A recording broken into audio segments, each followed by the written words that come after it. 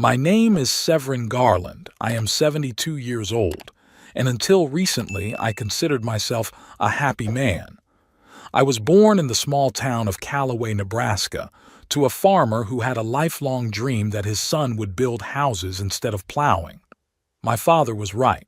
I became a civil engineer and worked for 40 years for a company that built shopping centers all over the Midwest. The work was good, steady, and allowed me to support my family and save for my old age. My wife's name was Octavia, a name as rare and beautiful as she was. We met at the University of Nebraska, where she was studying literature and I was studying engineering.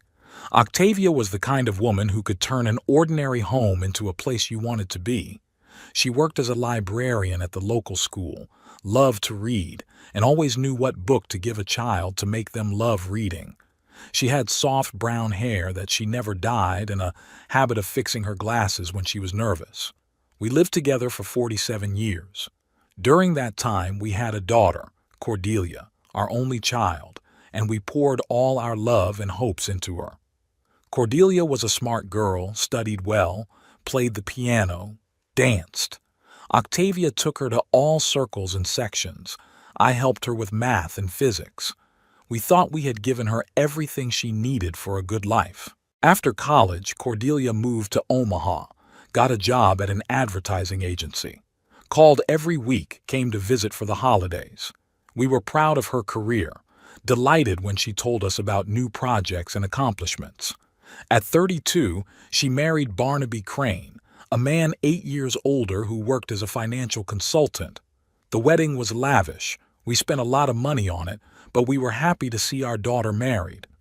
The last 5 years of our lives had changed.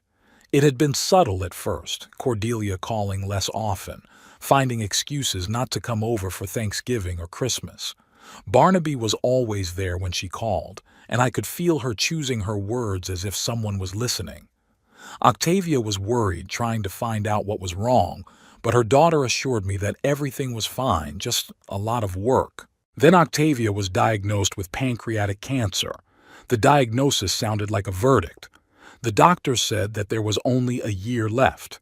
We didn't hide it from Cordelia. We told her right away.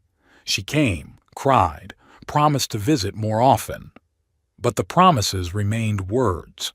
During the 8 months of Octavia's illness, her daughter came only twice, on her mother's birthday, and when her condition deteriorated sharply in early spring. I took care of my wife on my own. I learned to cook her favorite dishes, although she ate almost nothing. I read aloud to her the books she had loved in her youth. We often sat on the veranda holding hands and reminiscing about the past. Octavia never complained of pain, though I could see her agonizing. She was more worried about Cordelia's estrangement from us. We must have done something wrong, she told me on those long nights when the pain kept her awake. I didn't know what to say. We had given our daughter a good education, supported her in all her endeavors, never restricted her freedom. What could we have done wrong? In recent weeks, Octavia had become quite ill. I hired a nurse, but most of the time I was with my wife myself. She became light, transparent, as if she were about to disappear into thin air. We hardly spoke at all. She was saving her strength, and I didn't know what to talk about. Everything important we'd said to each other in those 47 years. Cordelia called once a week, asking about her mother's condition, but I could hear the formality in her voice, as if she were performing an unpleasant duty. When I mentioned that Octavia was getting worse, the daughter would reply, "Hang in there, Daddy," and quickly ended the conversation. I understood that she was afraid that her mother's death might disrupt some of her plans. The day before Octavia died, the doctor told me the end was near. I called Cordelia and explained the situation. She said she would try to come, but Barnaby had an important meeting with clients and she couldn't leave him alone. I didn't insist. I realized that my daughter's priorities had long since been set in our favor. Octavia died at dawn on Saturday, April 23rd. I held her hand as she took her last breath. No one else was there. My wife, who had spent her life surrounding herself with people, reading to children, helping neighbors, had passed away alone, except for me. It was wrong, but there was nothing to be done. After the doctor had pronounced her dead and the funeral home had taken Octavia's body away, I was alone in a house that was suddenly too big and too quiet. The clock in the kitchen ticked louder than usual. The refrigerator hummed like a tractor. I sat down in Octavia's chair, the same one where she liked to read in the evenings, and tried to collect my thoughts. There was a lot to do. Organizing the funeral, notifying the relatives, sorting out the paperwork. But first of all, I had to call Cordelia. I dialed her number at 10:30 in the morning. The ringing seemed endless, and I was about to hang up when my daughter finally answered. Her voice was sleepy. Apparently I'd woken her up on a Saturday. "Hi, Daddy," she said, yawning. In the background, I heard Barnaby's voice mumbling something about coffee. "Cordelia," I began and felt my throat constrict. Simple words were suddenly hard to pronounce. "Your mom died. This morning, around 7. There was a pause. I could hear my daughter breathing into the tube, a closet door slamming somewhere. "Oh," she finally said. Not, "Oh my God," not, "No," not, "How did that happen?" Just, "Oh," as if I'd informed her that the store was out of milk. "Cordelia?" I interjected, thinking the connection had broken. "Yeah, I'm here, Dad. It's sudden." "Sudden? I mean, we'd been talking about Octavia dying for 8 months. The doctors warned us that time was short. How could it be sudden?" "The funeral will be on Monday," I said, "at St. Paul's Church, at 11 in the morning. Can you make it?" Again there was a pause. This time I heard Barnaby's voice clearly. "Honey, what's wrong?" And then my daughter's whisper, "Mom's dead." "Daddy," Cordelia said, and there was a note in her voice that I knew well. It was the tone she'd used as a child when she'd asked permission not to do her homework or skip music lessons. "You see, it's Barnaby's birthday on Monday. We've already planned everything, invited friends over.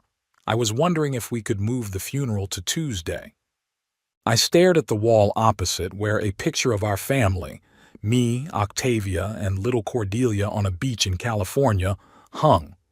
My daughter was about 10 years old at the time, smiling as she hugged us both around our necks. That little girl would never choose her birthday over her own mother's funeral. "You want to postpone your mother's funeral because of your husband's birthday?" I slowly muttered, not believing my own ears. "Well, not because of," Cordelia said hastily. "It would just be more convenient. We have the restaurant booked, the cake ordered, and then Mom won't find out, will she?" The last words sounded defiant, as if her daughter was defending herself against unfair accusations. "True," I agreed. "Your mother really won't find out, but I will know, and you'll know, and Barnaby will know." "Dad, don't be so dramatic. It's only 1 day apart. Just 1 day apart. Between mother and husband, between duty and convenience, between the family that gave you life and the man who gave you comfort." "Okay," I said. "The funeral stays on Monday. If you can't make it, I understand. Don't be mad at me, Dad. I'll be sure to come to the grave later. Put flowers." I hung up the phone before I finished. My hands were shaking, a lump in my throat. Octavia had been in agony for 8 months, and her daughter can't sacrifice one birthday for her mother's funeral. Can't cancel a restaurant and a cake for one last goodbye to the woman who carried her under her heart, gave birth to her, raised her, loved her unconditionally. I got up and walked around the house. Octavia's glasses were on the nightstand in the bedroom, and in the kitchen was her favorite cup, inscribed "Best Mom in the World," a gift from Cordelia last Mother's Day. Now that inscription seemed a cruel irony. The phone rang again. Cordelia, I thought, deciding to apologize, but the screen popped up with my brother Theodore's number from Missouri. "Severin, I'm sorry for your loss," he said. "Octavia was a wonderful woman. Agatha and I will come to the funeral." I told him about the funeral, about what needed to be done. Theodore offered to help with the arrangements. I agreed. It's good to have people who understand what family and duty are all about. After talking to my brother, I called a neighbor, Mrs. Fenwick, who was friends with Octavia. She immediately offered to help with the wake, bringing food, setting the table. Then Pastor Elwood called, offered condolences, and discussed the details of the service. People responded, offering support, all except the one who should have been there in the first place. In the evening, I sat on the porch where Octavia and I had spent the last few months and thought about how little I knew my own daughter. When did she become like this? When had she learned to prioritize so coldly and calculatingly? And why hadn't I noticed? Maybe Octavia and I did do something wrong. Maybe we spoiled Cordelia too much, didn't teach her to sacrifice her own desires for others. Or maybe it was Barnaby who gradually poisoned her mind with his values. Either way, the woman who bore and raised Cordelia would leave this world without a goodbye from her own daughter. And that was Cordelia's choice, her conscious decision. Now I had to live with that knowledge and decide what to do next. Monday was gray and rainy, just the right weather for a funeral.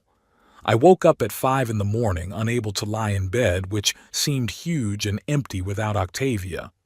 I put on the black suit I'd bought for my nephew's wedding 5 years ago and put on the tie Octavia had given me last Christmas. In the mirror, I looked like an old man with gray hair and deep wrinkles around his eyes. When did I get so old? More people gathered at St. Paul's than I expected. Neighbors came. Former colleagues of Octavia's from the school library, women from her book club, couples we'd been friends with. Many worked with her in a charity that helped low-income families buy textbooks. I looked at those faces and realized Octavia had left a mark on so many people's lives. All of them took the time to see her off on her final journey. Brother Theodore came with his wife Agatha and 2 grown sons. We were not very close to him. We lived in different states and saw each other only once a year, but he was there for me. He helped with the arrangements, took care of the funeral home, made a list of people to call. Agatha brought food for the wake and ran the kitchen like it was her home all day. Pastor Elwood conducted a beautiful service. He had known Octavia a long time, baptized Cordelia, married us in this same church 46 years ago. He spoke of what a kind person she left us, how much love she gave to those around her. He told about her work in the library, how she read books to children in the hospital, helped adults learn the computer.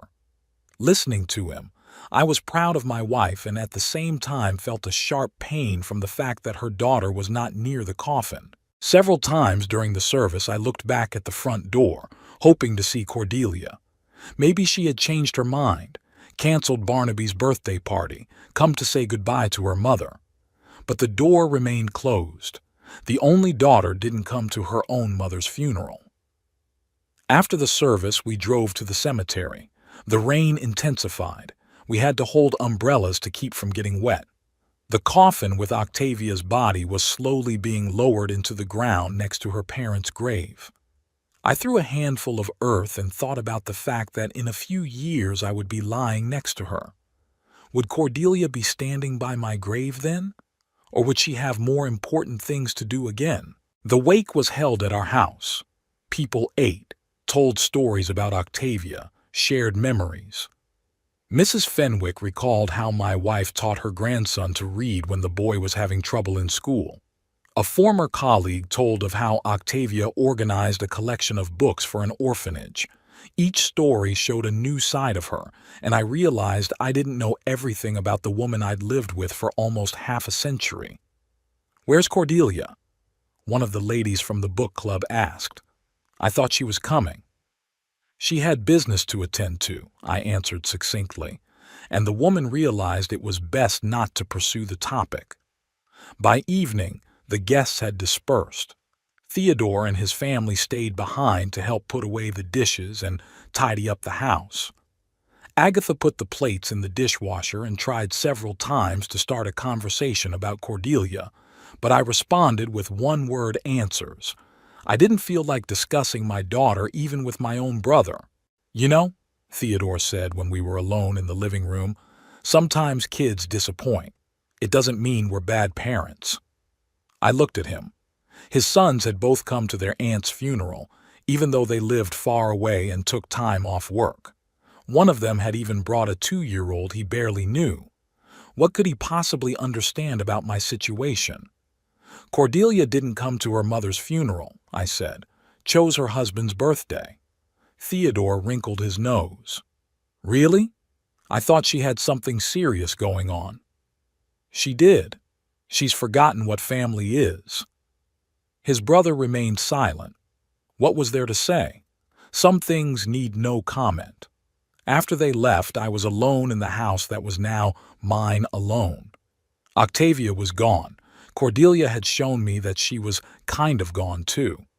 I walked around the rooms, turning the lights on and off, checking the locks. Everything was in its place, but the house seemed foreign. On the kitchen table was a stack of condolence cards, cards from friends and acquaintances who couldn't make it to the funeral. People wrote warm words about Octavia, remembered her kindness and generosity. Reading these letters, I thought about the fact that my wife was loved by many. It was a pity that they did not include my own daughter. That night I couldn't sleep for a long time. I lay in bed listening to the sounds of an empty house. A faucet dripped somewhere, the floorboards creaked, the wind moved the branches of the tree outside the window. I thought of Octavia, of how she had died holding my hand. I thought of Cordelia, who at that moment was probably blowing out the candles on her husband's cake. And gradually, a decision matured in me that seemed the only right thing to do in this situation. 3 days after the funeral, I called Caspar Winthrop, the lawyer who had handled Octavia and me for 20 years. Caspar was Cordelia's age, but he looked older than his years, balding with thick-rimmed glasses and a perpetually serious expression. His father had once helped me buy a house. Caspar himself had drafted our will 10 years ago. "Mr. Garland, my condolences," he said, as I entered his office on Main Street. "Mrs. Garland was a remarkable woman. My mother often remembers how your wife helped her find a rare book in the library." I thanked him and got straight to the point. "Caspar, I need to change my will." He pulled out a file folder, put on his glasses, and looked at me carefully. "Sure. What exactly do you want to change?" "Everything," I said. "Cordelia will no longer be my heir." Caspar set the papers aside and took off his glasses. "Mr. Garland, I understand you're going through a difficult time. Perhaps you should wait a few months before making any drastic decisions." "My daughter didn't attend her mother's funeral," I said calmly. "Preferred her husband's birthday. I no longer consider her my family." Caspar was silent, apparently mulling over my words. He had known our family for a long time, remembered Cordelia as a little girl who sometimes came to the office with us. "And to whom do you want to leave your inheritance?" he finally asked. I pulled a piece of paper out of my pocket where I wrote down the names of the organizations. Half of the house and money to the children's reading charity Octavia supervised. A quarter to the homeless animal shelter my wife always felt sorry for stray cats. The remaining quarter to the cancer fund. Caspar took notes, occasionally raising his eyes to me. "And personal items? Photos, Mrs. Garland's jewelry?" I thought of Octavia's wedding ring, which was now in my jewelry box, about her pearl necklace that she had gotten from her mother, about the family pictures of little Cordelia smiling between us. Personal belongings to give to charities, too. Let them sell it and spend the money on a good cause. Even pictures? Even pictures. Caspar writhed for a few minutes, then looked up. "Mr. Garland, I am obliged to warn you that your daughter can contest the will in court, if she proves that you were not of sound mind or acted under duress." "I am of perfect sanity," I interrupted him, "and no one pressured me. I just think that a man who can't say goodbye to his dead mother doesn't deserve her inheritance." We discussed the details of the new will. Caspar explained how to draw up the documents properly so that they would be harder to challenge. He offered to bring in witnesses, to do a psychiatric evaluation to prove my capacity. I agreed to everything. I wanted my judgment to be legally impeccable. "When will Cordelia find out about the new will?" I asked. "By law, the heirs must be notified within 30 days of the testator's death," Casper replied. "But if you'd like, I can send her a copy now." I shook my head. "No. Let her find out after I die. It would be a fitting surprise." Casper grimaced at my tone, but said nothing. We agreed to meet in a week to sign the final will. Walking out of the lawyer's office, I felt strangely relieved. It was like a heavy weight had been lifted from my shoulders. I wasn't taking revenge on Cordelia. I was simply drawing the logical conclusion from her actions. A person who puts her husband's birthday above her mother's funeral doesn't understand the value of family.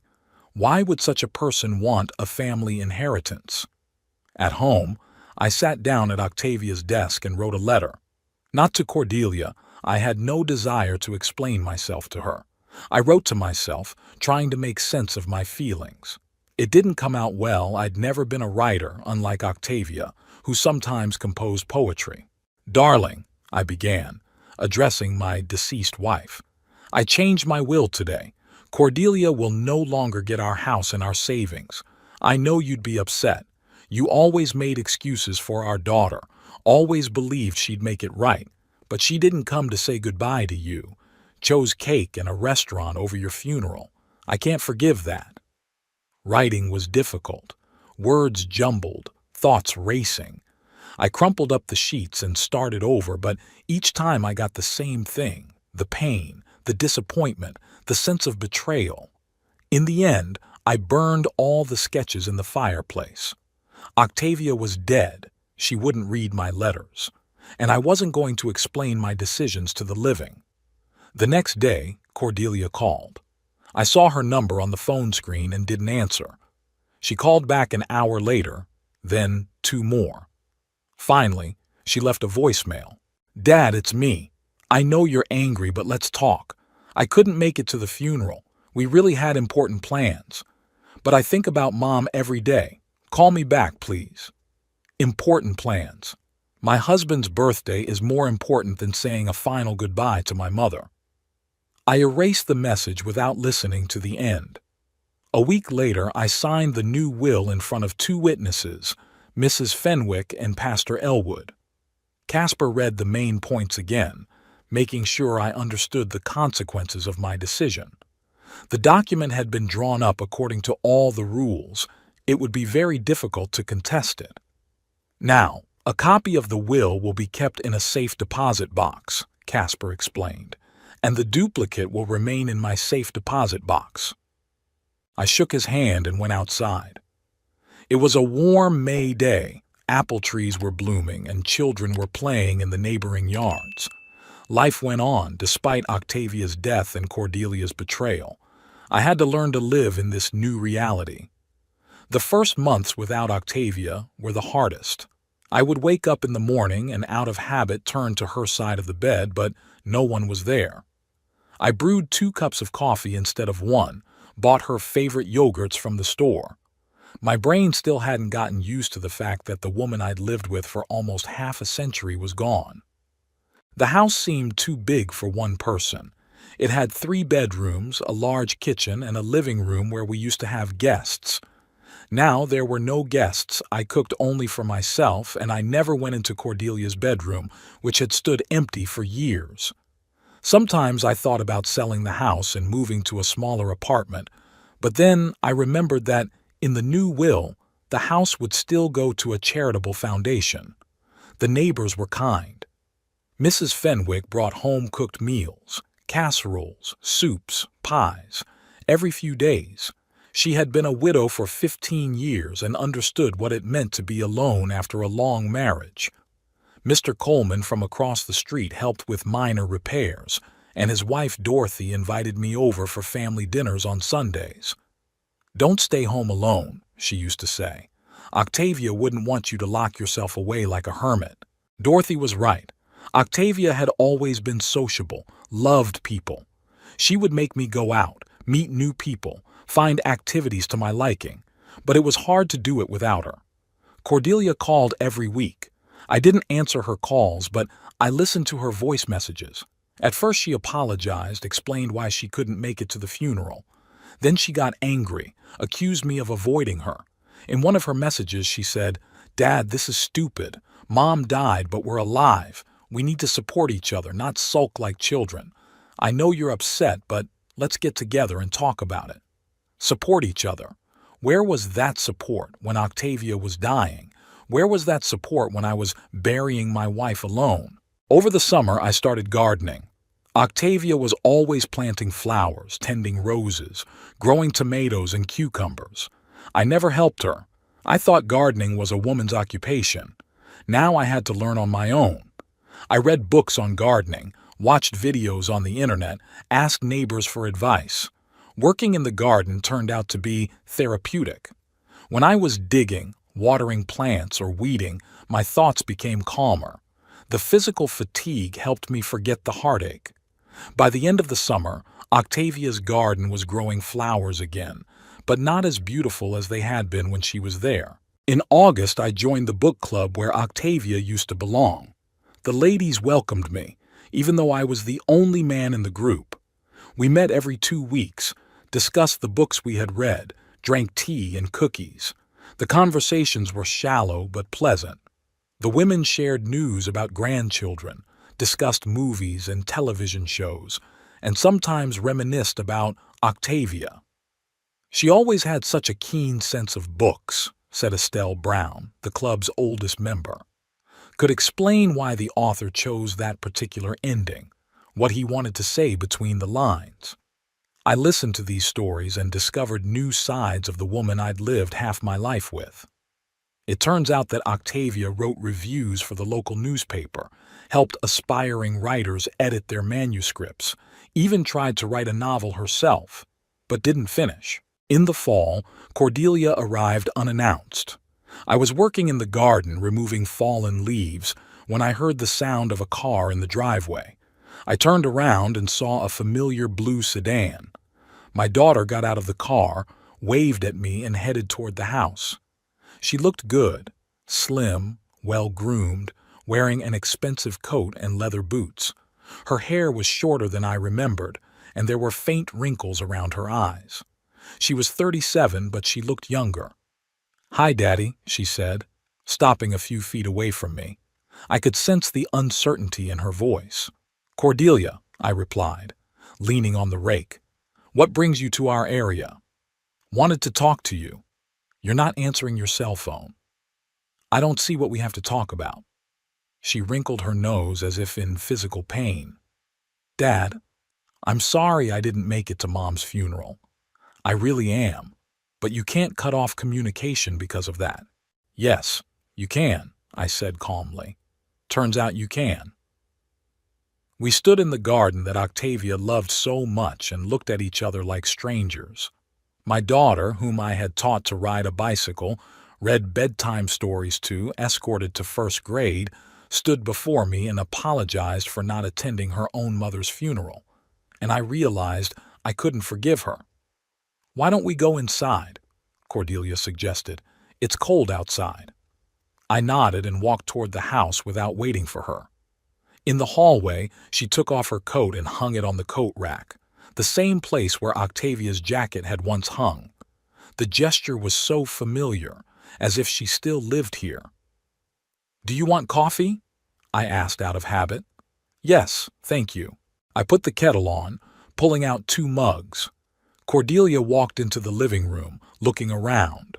A lot had changed since her last visit. I'd put away some of the photos, rearranged the furniture, taken the figurines Octavia collected off the shelf. "The house looks different," my daughter said when I brought the coffee. "A lot has changed since your mother died." She pressed her lips together. "Daddy, can we finally talk normally, without these barbs?" I sat down in my chair, the same one where I spent evenings with Octavia. "Talk." Cordelia set her mug on the coffee table and turned to me. I realized what I did was wrong. I should have canceled Barnaby's birthday party and come to the funeral. But you know how he is. He doesn't like it when plans change at the last minute. I know, I agreed. Barnaby doesn't like it when something doesn't go according to his script. Don't say that. He's a good man, just organized. Organized. A good word to describe a man who wouldn't let his wife say goodbye to her dead mother. Tell me about that day, I asked. About Barnaby's birthday. Cordelia looked confused. What exactly? Everything. How the celebration went. Was he happy? She was quiet for a moment, apparently trying to figure out where I was going with this. We went to a restaurant with some friends, ordered a cake. Barnaby got presents: a watch from me, a golf book from Jeremiah, a bottle of whiskey from Stuart. Just an ordinary birthday. And were you happy? What do you mean? Just answer. Were you happy the day your mother was buried? Cordelia turned away to the window. It was starting to get dark outside. The streetlights were being turned on. I've been thinking about Mom. All day long I've been thinking about her. But she didn't come. She didn't come, she repeated quietly, and I regret it. Do you regret not coming, or do you regret that I'm angry with you? The question sounded harsher than I'd planned. Cordelia turned to me and I saw tears in her eyes. I wish I hadn't come, she said. I really do, Daddy, if it were possible to get that day back. But you can't. You can't, she agreed. But you can fix things between us. We're a family. Family. The word sounded strange in her mouth. When was the last time she'd acted like family? When she didn't call out of courtesy, but because she missed you. When had she come over just to spend time with her parents? Family isn't just blood, I said. It's loyalty, mutual aid, a willingness to sacrifice your own interests for your loved ones. You've shown that you have other priorities. I have a husband, a life of my own. That's fine. That's fine. But then don't talk about family. Cordelia stood up and started pacing the room. What do you want me to do, Dad? For me to divorce Barnaby, move in with you, devote the rest of my life to you? I want you to be honest, with yourself and with me. I am honest. Then tell me, if I died tomorrow and Barnaby had an important client meeting the day after tomorrow, would you come to my funeral? The question hung in the air. Cordelia stopped in the middle of the room and stared at me. I could see her thinking, weighing the answer. And that was the best characterization of our relationship. A daughter couldn't answer offhand whether or not she'd come to her father's funeral. Of course I would come, she finally said, but her voice sounded unconvinced. Of course, I repeated, like you came to your mother's funeral. She sat back down, covering her face with her hands. Dad, I don't know what to say. Yes, I did wrong, but people make mistakes. Some mistakes can't be undone. So, you'll never forgive me? I looked at my daughter, a grown woman who was crying in her late mother's chair. Cordelia, whom Octavia and I had loved so much, whom we had given the best years of our lives to, who had grown up to be a stranger. I'll forgive you, I said, when you realize exactly what you've done. I understand. No. You understand that I'm angry. They're different things. Cordelia spent another hour trying to convince me to resume communication. She talked about her job, her future plans, how Barnaby had gotten a promotion. I listened politely, answering one-word answers. Finally, she realized the conversation had reached a dead end. I'll go, my daughter said, getting up. But I'll call and come over. Sooner or later, you'll thaw out. After she left, I sat in the living room for a long time, thinking about our conversation. Cordelia genuinely thought she had made a minor mistake that could be fixed with an apology and time. She didn't realize that choosing between her husband's birthday and her mother's funeral wasn't a mistake, but an indicator of character. And my new will was a logical consequence of that choice. That night I didn't sleep well. I lay in bed and remembered how I had met Octavia. It was in 1967 at the University of Nebraska. I was a third-year engineering student and she was a sophomore in the English literature department. We met in the library. where I was looking for a textbook on material resistance and she was working a part-time job helping students find the books they needed. Engineering? She asked when she saw the title of the book. Serious stuff. Building bridges and skyscrapers. Shopping centers, I corrected. Bridges are for other engineers. She laughed. Octavia had an amazing laugh, ringing, genuine, infectious. And I thought all engineers dreamed of building bridges, like in the movies. We got to talking. Turns out she's from a small town in Iowa, like me from Nebraska. Her father worked at the post office. Her mother taught elementary school. Octavia was the first in her family to go to university. She studied on a scholarship, worked part-time at the library, and as a waitress at a coffee shop. I want to be a teacher, she told me, or work in a library. I love books. I want to help others love them. It seemed to me then that we had little in common.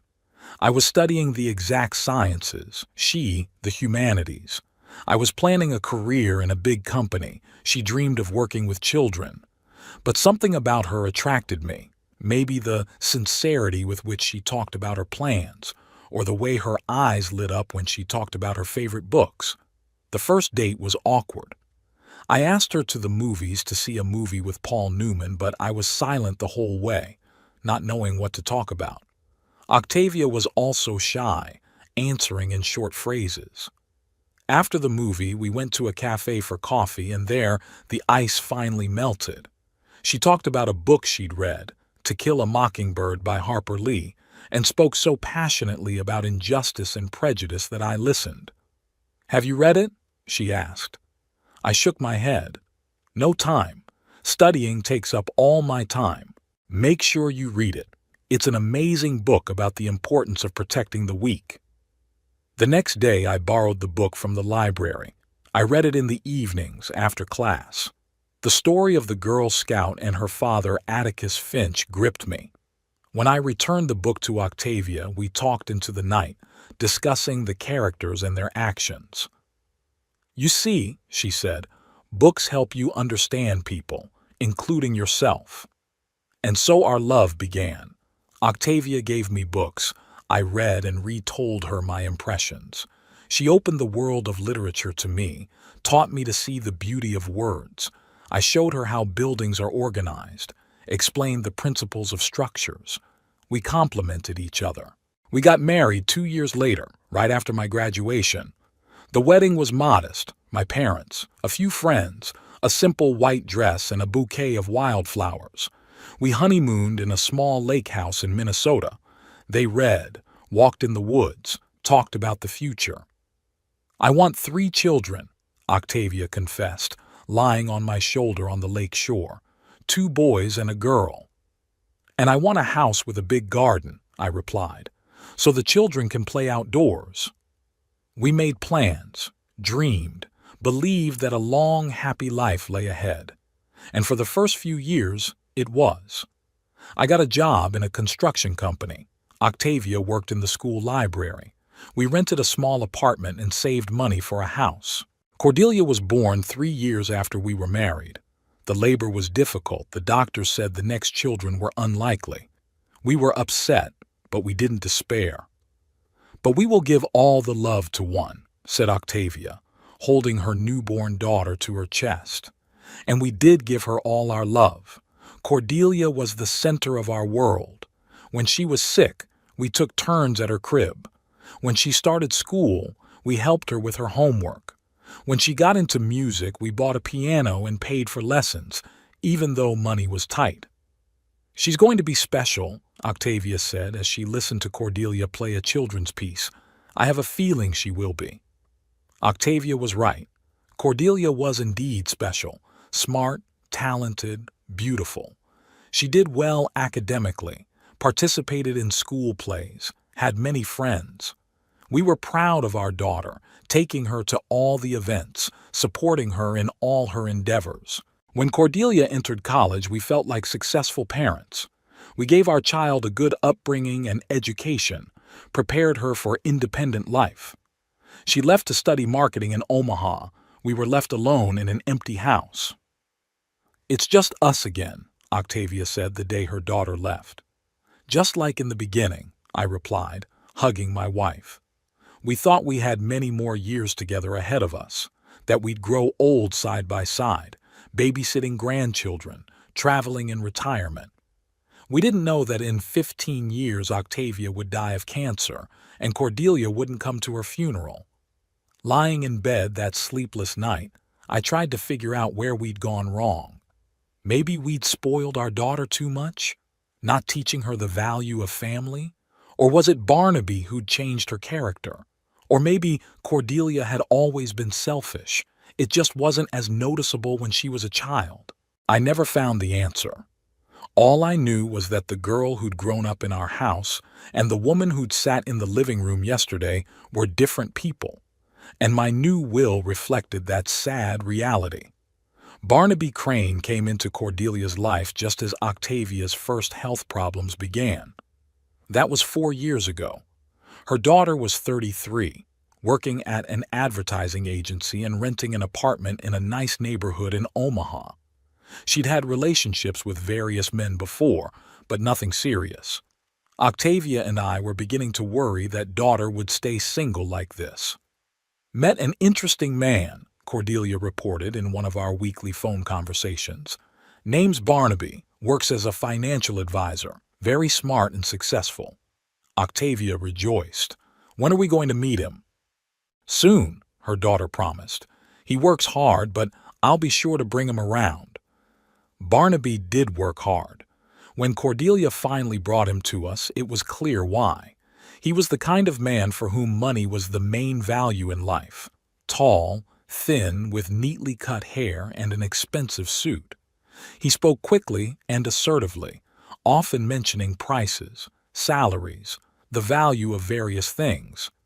"Beautiful house," he said as he entered our living room. "What year was it built?" "What's the market value now?" I answered reluctantly.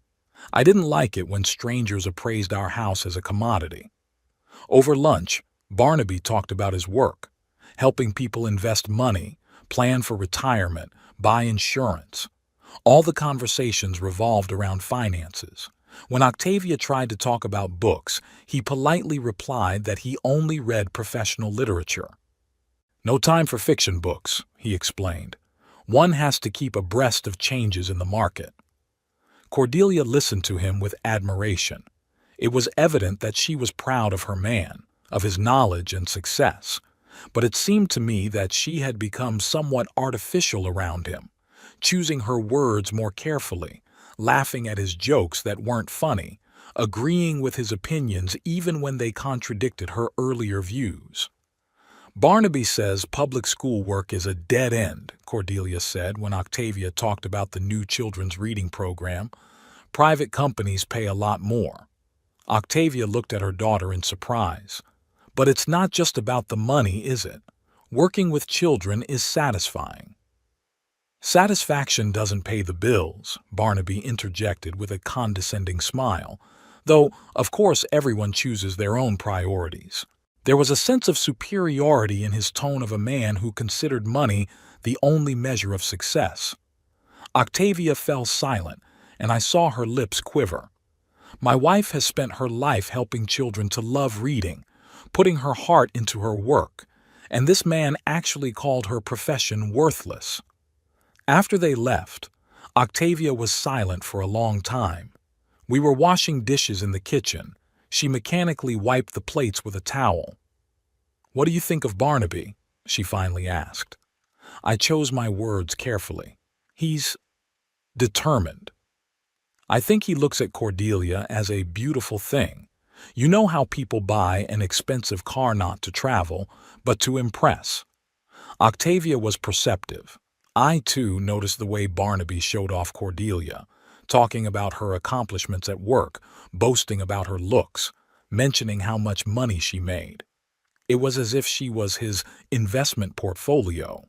In the following months, the changes in his daughter's behavior became more noticeable. She called less often, and when she did, the conversations were short and formal. She stopped coming over on weekends, citing busyness. Brought Barnaby over for Thanksgiving, but they only stayed a few hours. "We have a client meeting on Friday," Barnaby explained. "We need to get ready." "On Thanksgiving?" Octavia wondered. "Money doesn't sleep," he replied with the same condescending smile. Cordelia was silent, but I could see she was uncomfortable. She used to love family gatherings, helping her mom cook, playing board games for hours, talking about work and friends. Now she sat next to Barnaby and looked at her watch. When they had announced their engagement, Octavia had tried to be happy. "The important thing is that Cordelia is happy," she told me in the evenings. But I could hear the anxiety in her voice. The wedding had cost us a lot of money. Barnaby had insisted on an expensive restaurant, fresh flowers, a professional photographer. "A wedding is an investment in reputation," he explained. "Clients look at things like that." Cordelia wanted a more modest ceremony, but relented. I remember her standing there in her $30,000 wedding dress looking more anxious than happy. Barnaby acted like a director all day, telling the photographer where to shoot, organizing the guests, checking the bills. After the wedding, our relationship with our daughter became even more strained. Barnaby bought a house in an upscale neighborhood. They made new friends in high society. Cordelia started dressing more expensive, talking about brands and investments. At the same time, she was clearly feeling insecure in her new role. "Barnaby signed me up for the country club," she recounted during rare phone calls. "They play golf and tennis there. You have to buy special clothes." "Do you like golf?" Octavia asked. "Learning," replied her daughter without enthusiasm. Barnaby methodically cut Cordelia off from her old life, convinced her to change her job to one that paid better but was less creative, discouraged her from seeing old friends who didn't fit their new status, gradually isolated us parents who were negatively impacting her career ambitions. "Your parents are good people," he would say as we heard scraps of their conversations on the phone, "but they don't understand the modern world. They live in the past." The worst part was that Cordelia was beginning to agree with him. The woman who had grown up in a home full of love and support had become ashamed of her background. She stopped telling new acquaintances that her mother worked in the school library and her father built shopping centers. When Octavia was diagnosed with cancer, Cordelia came and cried. But within a week, Barnaby began hinting that visiting her parents too often was interfering with her work and their social life. Gradually, the visits became less frequent, the calls shorter. "She's afraid," Octavia tried to justify to her daughter. "Death scares young people." But I realized it wasn't about fear of death. The point was that Barnaby had reformatted Cordelia's value system. Family had become a hindrance to her career, her mother's illness an inconvenient circumstance that disrupted her plans. And the final chord was the choice between her husband's birthday and her mother's funeral. A choice that showed who my daughter had become under the influence of a man for whom people were only assets in a personal balance sheet. In the spring of this year, a month before Octavia's death, Cordelia gave us the news that finally set the stage. She called on a Wednesday evening as I was spoon-feeding Octavia. She was barely able to eat on her own anymore. "We have news," the daughter said after the usual questions about her mother's health. "Barnaby got a job offer in Denver, a very good offer." Octavia, who had been lying in bed with her eyes closed, opened them and looked at me. I put her on speakerphone so she could hear the conversation. "Congratulations," I said gently. "Are you planning on moving too?" "Of course. I have prospects there too. Barnaby's already made arrangements with an agency. The salary will be 1.5 times as much." Denver was an 8-hour drive from our little town. In fact, that meant we'd see our daughter at most once a year. "When's the move?" Octavia asked in a weak voice. "July. We have to sell the house, find a new one, do the paperwork. Lots of things to do." July. 3 months from now. Octavia might not live to see her daughter move in, but even if she did, She'd spend the last weeks or months of her life separated from her only child. Cordelia, Octavia said, pulling herself together, can't we postpone the move? You see, I might not have much time left. There was a pause. I could hear my daughter breathing into the tube, music playing somewhere in the background. Mom, you realize this is a once-in-a-lifetime opportunity for Barnaby. Offers like this happen once in a lifetime. We can't because you're sick, because of your illness. As if cancer were Octavia's whim, an inconvenience that interfered with her son-in-law's career plans. Of course, Octavia replied quietly. I understand. We'll be visiting, Cordelia hastened to add. For holidays, for weekends. It's not a long plane ride. It's a short plane ride. But we all realized that the cancer-stricken woman wouldn't wait to visit for the holidays. After that conversation, Octavia hardly spoke for days. She lay in bed, staring at the ceiling, sometimes crying quietly. I tried to comfort her, saying that young people have the right to build their own lives, but we both knew the truth. Cordelia was leaving her dying mother for money. I want to write her a letter, Octavia said one morning. One last letter. I brought her a notebook and pen. She wrote slowly, stopping often to rest. She started again several times, crumpling the pages. Finally, she finished and handed me the letter. Read it, she asked. I read aloud in a trembling voice.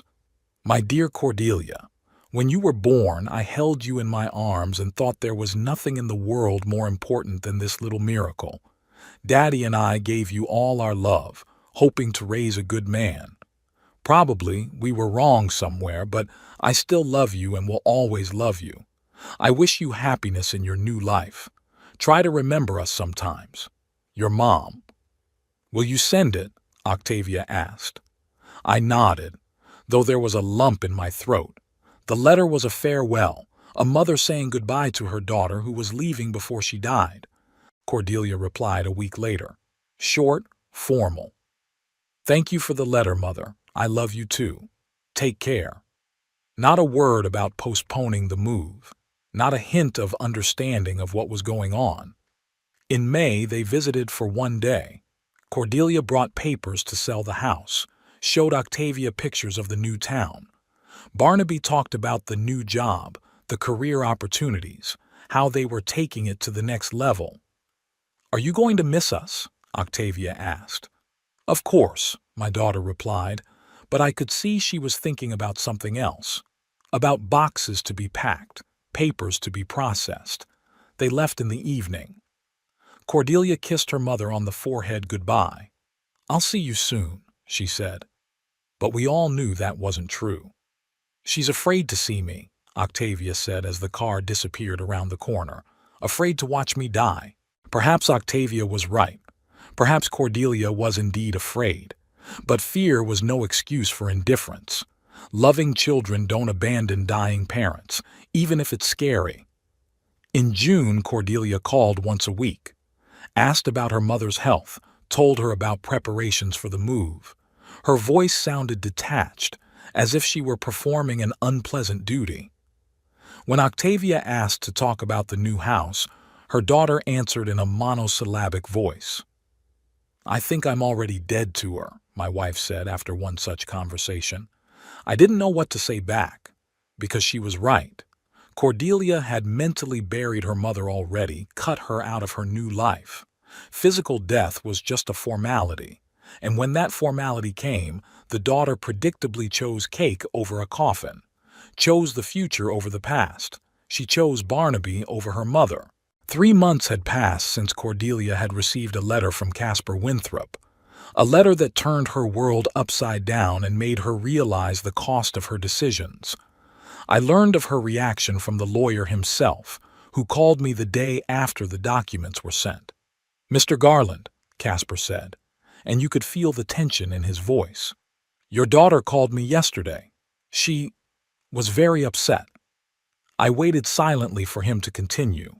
She demanded an explanation, accused me of influencing your decision. Then she started threatening to sue, saying she'd prove your dementia. The conversation was unpleasant. "I'm sorry you had to listen to that," I said. "Cordelia doesn't handle uncomfortable news well. She said she's coming to see you. Be prepared for an emotional conversation." Casper was right. Cordelia arrived that same evening. I heard the sound of the car at 9:30 as I was getting ready for bed. A minute later, fists pounded on the door. "Dad, open up! I need to talk to you!"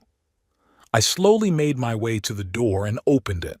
On the threshold stood my daughter in an expensive coat, with eyes red from tears and her hair disheveled.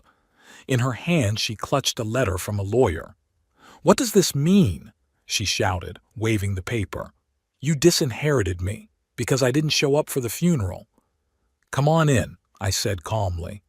"The neighbors will hear." She stormed into the house, walked through the living room, turned to me with a furious face. "Explain to me what's going on." "You got the letter. It explains everything."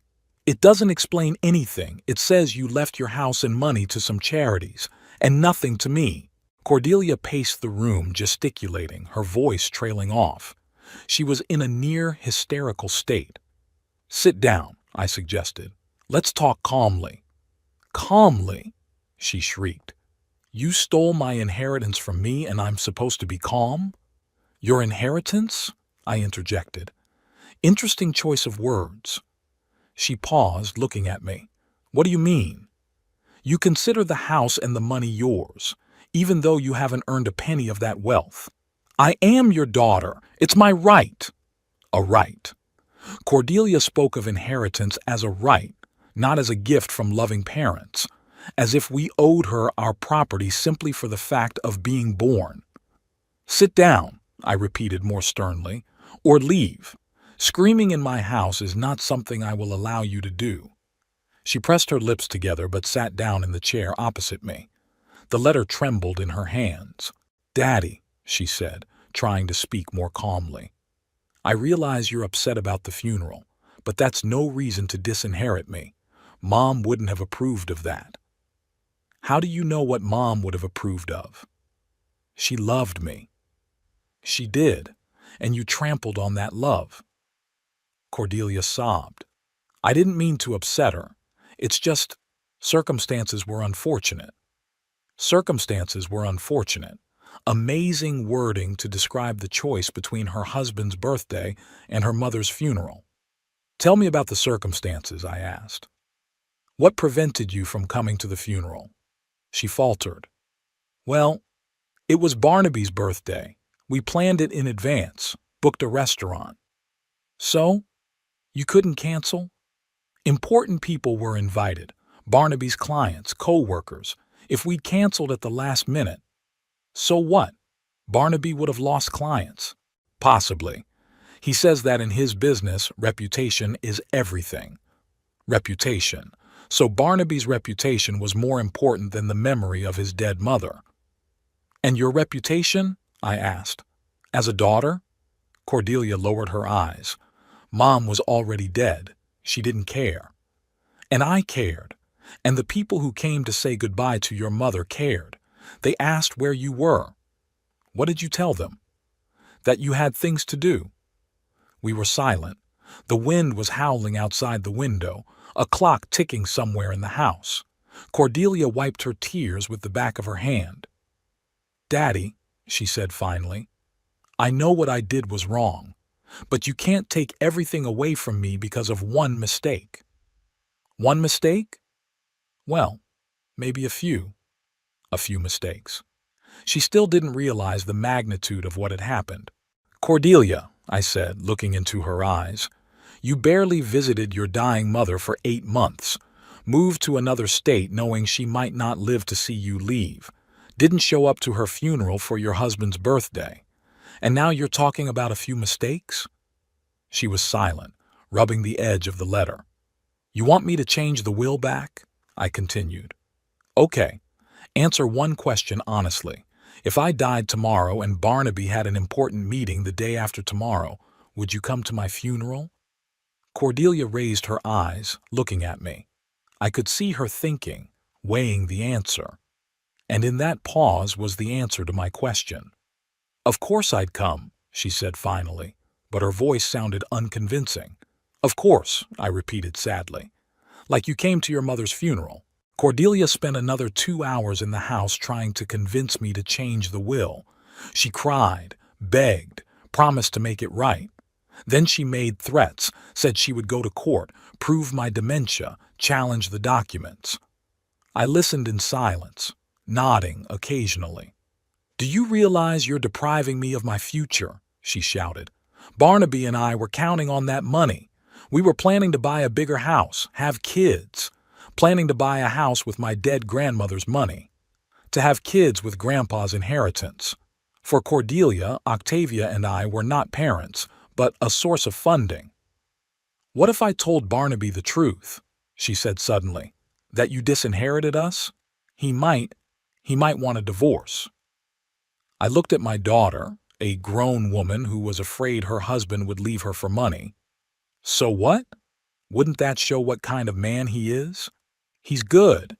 Just practical. Practical. A good word to describe a man who married a woman for her future inheritance.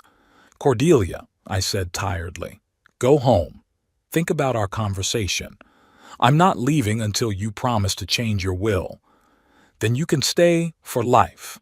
She got up, walked across the room, stopped at the fireplace where the photograph stood, picked up a picture of her as a little girl sitting on Octavia's lap.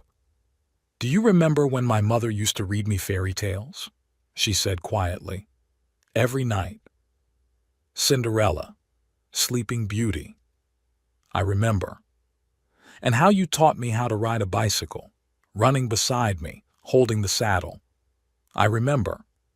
We were a happy family, weren't we? I look at the picture in her hands. Octavia is smiling, hugging little Cordelia. Both of them look serenely happy. We didn't know then that the blonde-haired girl would grow up and not come to her mother's funeral. We were, I agreed, but you were a different person then.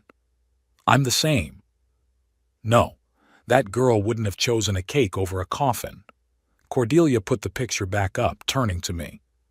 What would it take for you to forgive me? Finally, the right question. Not how to get the inheritance back, but how to earn forgiveness. Become the person you were, I answered, to remember what family is. But how? Tell me specifically, I thought. How do you explain the basics of humanity to an adult? Divorce Barnaby, I said finally. Cordelia recoiled as if I'd slapped her. What? You heard me. Divorce the man who turned you into this. I can't. I love him. Or love the comfort he provides. She opened her mouth to object, but no words came out. We both knew the answer. Barnaby didn't make you miss the funeral, I continued. You chose his birthday yourself, but he created a value system where money was more important than people, and you accepted that system. He's a good husband. A good husband would let his wife say goodbye to her dying mother. Cordelia was silent, rubbing her wedding ring. An expensive ring with a large diamond, a symbol of Barnaby's success. If I get divorced, she said quietly, will you change the will? I don't know. We'll see what you become without it. And if I don't get divorced, then you'll be left with what you have, with a husband who values you as an asset and no parental blessing. She hesitated. I could see the calculation going on in her head. How much the divorce would cost, how much she would lose in property division, how much she could get from the inheritance. Even at this moment she was thinking in numbers as Barnaby had taught her. I need time to think, Cordelia said finally. You have time. I'm not going to die in the next few days. She gathered her purse, put on her coat. On the threshold she turned around. Dad, what if I just visit more often? Call every day, help around the house. It wouldn't help. It's not about visiting more often. What is it about? It's about who you are, and as long as you're Barnaby Crane's wife, you're not my daughter. She left without saying goodbye. I heard the car start as she drove off into the night. Perhaps forever. The next day I got a call from Barnaby. His voice sounded strained but polite. Mr. Garland, I need to talk to you. Go ahead. Cordelia told me about the will. I think we can find a compromise. Compromise. The word sounded like a business proposal in his mouth. What kind of compromise? I asked. You see, we're willing to change a few things. Cordelia will visit you more often. We can help with the house, with the garden, maybe even move back to Nebraska if it would help restore family relations. Barnaby spoke with the tone of a businessman offering a deal. Visit his father in exchange for an inheritance. Move to another state for money. And what are you personally willing to change, Mr. Crane? I asked. A pause. What do you mean? You wouldn't let your wife say goodbye to your dying mother for your own birthday.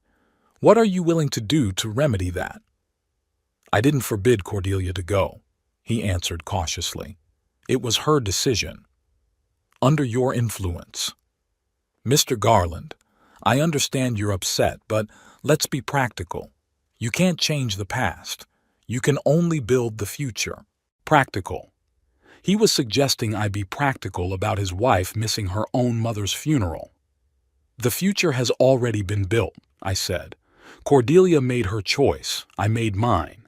But we can talk things over, find a solution that will suit everyone. I hung up. Barnaby called twice more, but I didn't answer. There was no point in talking to a man who thought his mother's death was a bargaining chip. A week later, Cordelia came again. She didn't look well, gaunt, with dark circles under her eyes. She sat down in the living room, silent for a long time. I spoke to the lawyer, she said at last. He said that the will is competently drafted. It would be very difficult to contest. Casper is a good specialist. He also said you had a psychiatric evaluation, confirmed your capacity. Confirmed. Cordelia sighed. So you really did think this through beforehand. This isn't an impulsive decision. No. Dad. She started and fell silent. Then she tried again. I've been thinking about what you said, about the divorce. I waited, not answering. If I divorce Barnaby, is that a guarantee you'll change the will? No. She looked at me in surprise. No? Divorce is only the first step. You have to figure out what you'll become without it. What if I become the right person, but you still won't change the will? Then at least you'll be the right person. Cordelia hesitated. So I'm not supposed to change for the money, but for me? You're finally starting to understand. She stood up, walking across the room. It's hard. I've been living differently for 4 years now. I've gotten used to a certain standard of living, to people, to ways of thinking. Used to putting money before people. Yeah, she agreed quietly. I guess so. The first honest admission in a long time. Barnaby's very upset, Cordelia continued. Says that if I don't resolve the inheritance issue, it will affect our marriage. Is he threatening divorce? Not directly, but he's hinting. And how do you feel when he says that? Cordelia paused at the window, looking out at the garden where I was trying to keep Octavia's flowers alive. Fear, she admitted. Fear of being alone. No money, no status, no familiar life. And love? Love of what? Do you feel love for a husband who threatens to leave you for money? A long pause. I don't. I think I've forgotten what love is. It was the most honest thing Cordelia had said in all our conversations.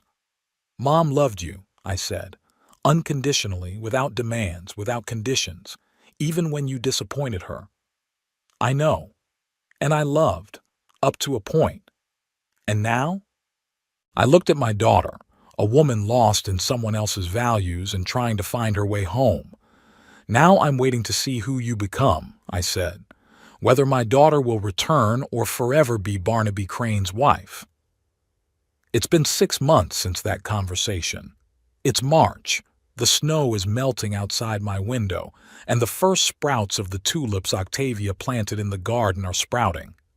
I sit at her desk and write these lines, not for anyone, but for myself, trying to make sense of what has happened to our family.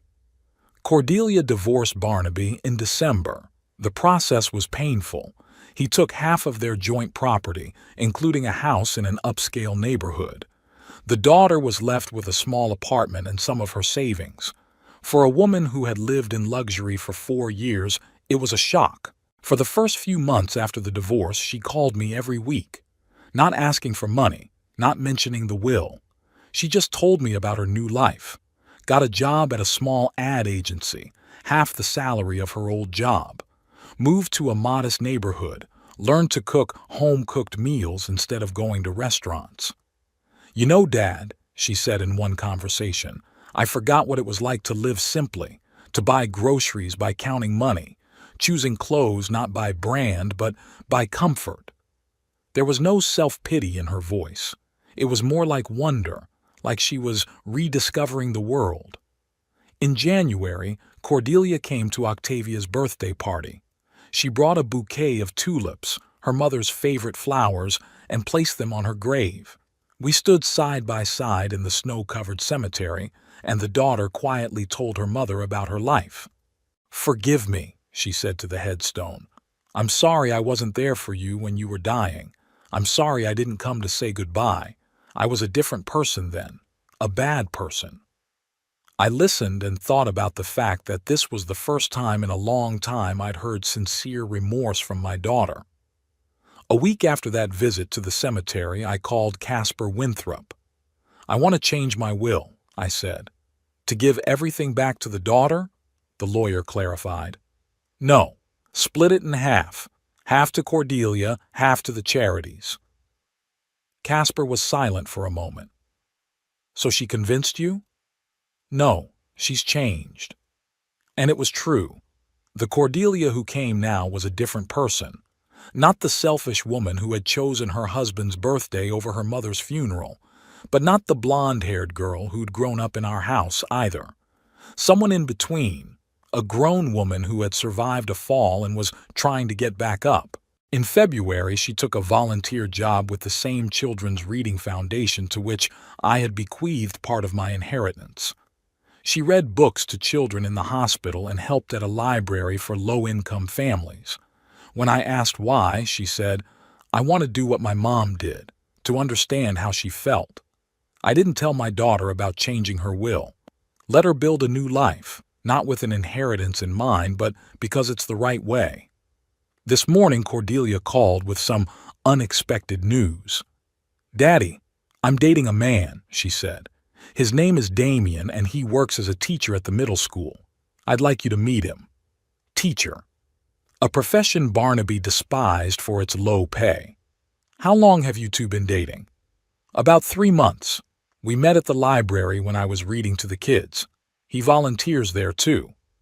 And he knows about our situation." "About the divorce?" "Yes. He knows about the will too. I told him the whole truth, both about my mom's funeral and about you disinheriting me. He said he understood you. Understands me. So this Damien is a man who values family ties over money." "He's a good man," Cordelia continued. "Kind, honest, doesn't make a lot of money, but he loves his job. Reminds me of you when you were young." This last was the highest praise from a daughter who had once been ashamed of her background. "Come on over," I said. "We'll get acquainted." After the conversation, I sat in silence for a long time, thinking of the vicissitudes of fate. A year ago, Cordelia had been married to a rich man, living in luxury and not attending her mother's funeral. Now she was volunteering, dating a teacher and calling her father every week. Which version was the real one? Maybe both. Maybe there are several versions of oneself living in every person, and circumstances determine which one will take over. Barnaby brought out Cordelia's worst qualities: greed, vanity, indifference to those closest to her. The loss of her husband and status had forced her to search for the best parts of her nature. I got up from the table and walked to the garden. Spring would soon be here, and new flowers would have to be planted. Octavia had made a tradition of planting something new next to the old perennials every year. Life must be renewed, she used to say. Maybe she was right. Maybe families need to renew themselves too, to forgive mistakes, to give second chances, to believe in people's ability to change. Octavia always believed in the best in people. Even in the last days of her life, she justified Cordelia, hoped she would be reformed. Standing in the garden among the barely budding sprouts, I made a final decision. When Cordelia arrived with her teacher, I would tell her about the new will, that she was my daughter again and therefore entitled to part of the family inheritance. But not all of it. The other half will go to charitable foundations, as a reminder that money should serve people, not the other way around. It would be a lesson Cordelia would remember for the rest of her life. The sun was shining brighter, the snow was melting faster. Spring was coming to our little town in Nebraska, bringing with it the hope of renewal. And I felt, for the first time in a long time, that our family had a future. Octavia would be pleased. Her daughter had finally come home. It's been a year since I wrote this story. I'm now sitting on the same veranda where I spent the last few months with Octavia, looking out at the garden which has blossomed again. Cordelia comes every weekend, helping to tend her mother's flowers. We work in silence, each of us thinking about our own things, but the silence is no longer burdensome, it's healing. Damien turned out to be exactly as I'd imagined him from my daughter's stories. A calm, thoughtful man who looks at the world through the eyes of a teacher, seeing potential in people, not just what they have now. When I told him the whole story of the will, he nodded with understanding. Money shows a person's character, he said. It doesn't create it, it shows what's already inside. They married in the fall. A modest wedding in the same church where Octavia and I had been married, where she had been buried the year before. This time it was different simple flowers from our garden, $100 dress instead of $30,000, a homemade cake instead of a tiered cake from a pastry chef. But Cordelia glowed with happiness in a way she hadn't at her first wedding. "You know, Daddy," she told me at the father-daughter dance, "back then I was marrying status and opportunity. Now I'm marrying a person." They live in a small house near the school where Damien works. Cordelia runs a children's reading program at the same library where her mother once worked. They don't make much money, but they make enough. I can see my daughter blossoming in this simple life, finding joy in the little things she used to think were unworthy of attention. 2 months ago, Cordelia announced she was expecting a baby. "My first grandchild will be born in the fall. They want to name him Octavian, in honor of the grandmother he will never see, but whose love of books and children he will hopefully inherit." Barnaby, meanwhile, has married a young girl from a wealthy family. Cordelia had heard of it from mutual acquaintances, but the news did not upset her. "He's found what he was looking for," she said calmly, and I realized that my daughter had finally healed from her past. Reflecting on the experience, I realized a few important things. First, family is not about blood, but about choice. Every day we choose whether to be a family or just people connected by kinship. Cordelia chose not to be my daughter for 4 years, and I chose not to be her father a year ago. Both of us had that right.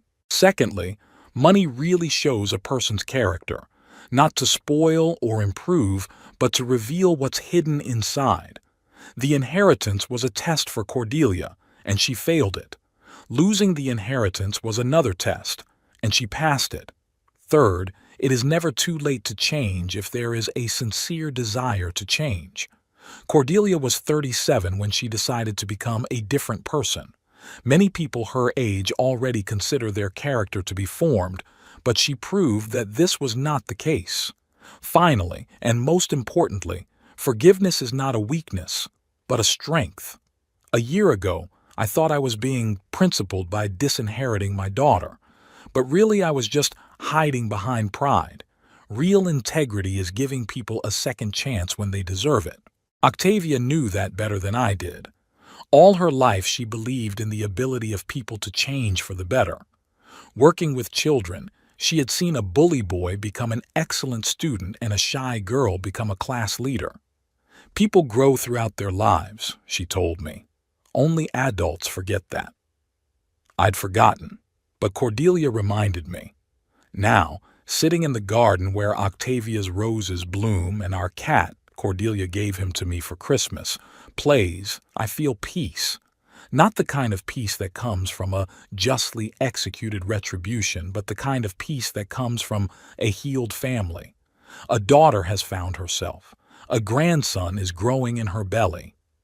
The money Octavia and I have saved all our lives will go to the continuation of the family and to the people who need it.